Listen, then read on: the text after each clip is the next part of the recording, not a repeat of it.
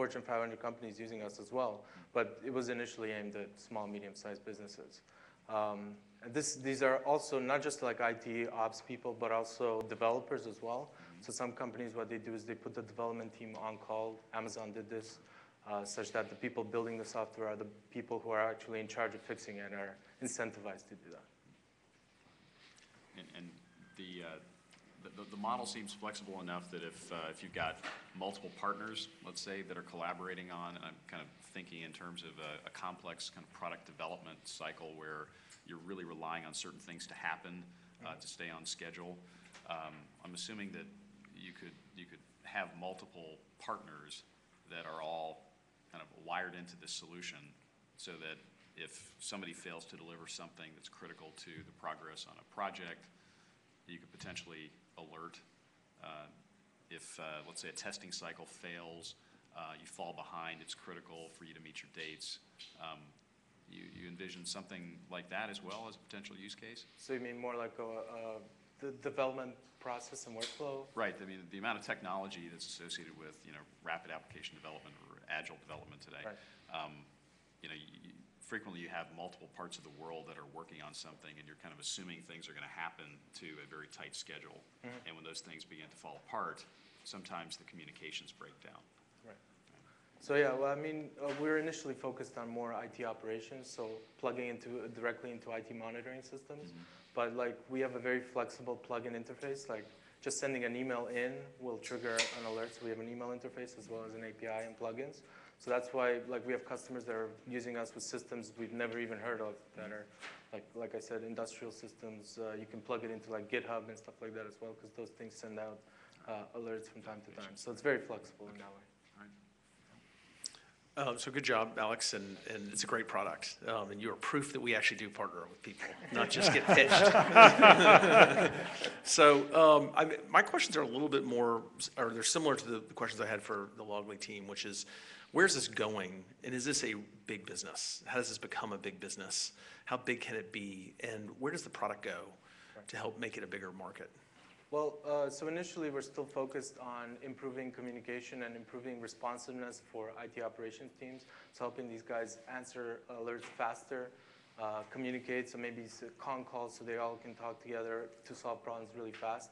Down the line, we're going to move into event management, which is taking all of the events of an organization and figuring out what matters and what doesn't, and doing different things based on that. So if some server like goes to 100% utilization, maybe that doesn't matter because you have 10 servers. But if 6 of them fail, then we alert.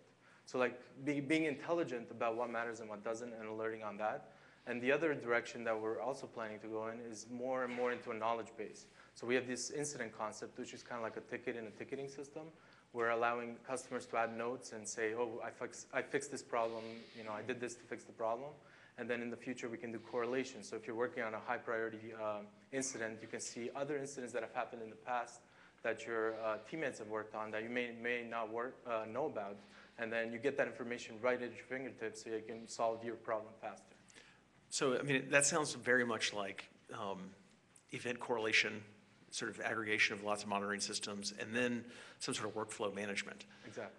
Okay, so basically becoming a massive workflow management system as a SaaS model for small businesses. Yeah, and down the line, maybe far off future, we might just take on the ticketing space as well. So something like Remedy or ServiceNow. Okay, thanks. Yeah.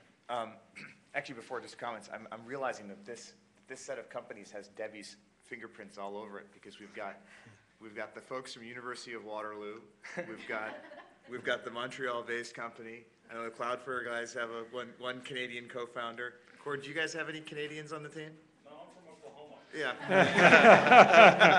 Same thing.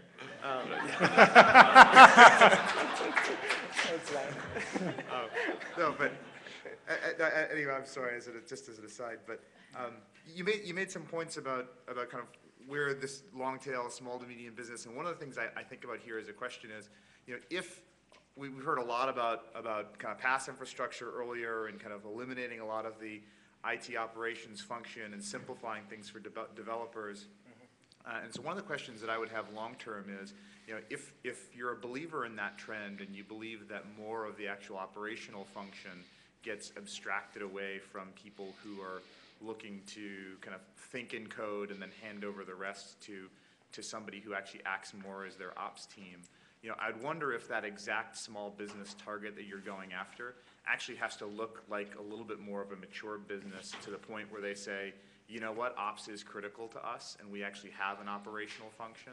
Now, I'm sure everybody has an ops function, no matter if you're, you know, small or big, but there's probably got to be a crossover point where it needs to be big enough where you'd think about managing teams and escalating tickets and actually having a workflow around it. So my gut is that all the things that you're talking about on futures are actually going to be really critical, not just to drive functionality out, but probably take you into where the meat of the market is, you know, in the longer term, where you're actually going to drive a bunch of, you know, real sticky revenue from people who care about what you're doing. So I know it was asked earlier about some of the roadmap stuff and how you get deeper into customers, but to that end, you know, if you look forward, how do you want to differentiate yourself from people who are moving in that direction already? You know, Remedy is old and expensive. Zendesk is kind of new and maybe a little bit more nimble. You know, where are the things that you really want to differentiate going up market against what I think are going to be your future competition? Yeah, well, that's a good question. So I think the event management hasn't really been done at all in a good SaaS model that's just very easy to plug into your systems. So that's why we're going after that first, and going after Remedy and the ticketing systems is something that's a bit more long term. So maybe event management would be good enough, and we would never do that. But we actually do plan on at least starting off by plugging into some of these ticketing systems so that events come from monitoring, they come into us, we create incidents, and we also kick out a ticket in Jira or ServiceNow or one of these tools. Because, I mean, we understand the reality of things where companies already have these tools and they already have a ton of data in them and knowledge, and they're not going to just throw them out. So the strategy is more like, if you have a ticketing system and you're not switching off, we'll work with your ticketing system that's there already, or we can try to replace it for younger companies as well. And we think that the event management kind of piece is actually very big. I think the knowledge base, from kind of what I understand, also sounds, I think, incredibly key, because I think the more that you can actually capture that and make it reusable so that as people in these functions turn over, that the knowledge doesn't walk out the door with them. Yeah. When you can start tying that to the actual workflow and process of trouble, ticketing, remediation, et cetera, that gets to be pretty sticky, I'd imagine. Take that idea with you, Alex, because we got to move on. But that's a great point. Yeah. Thank you, sir. Thanks. Good job. All right, now you can start voting at this point, but I'm also going to invite up one of our special guests, Pamela Rousseau from